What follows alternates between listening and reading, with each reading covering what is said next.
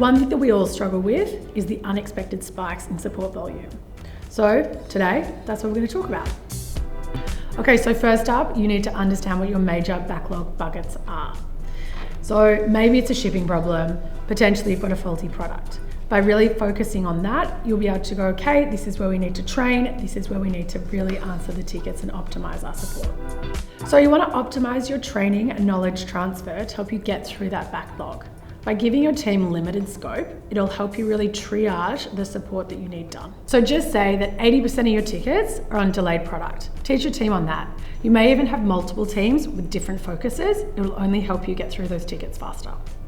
And as always, set targets and KPIs. Not only will it encourage the team, it'll help focus.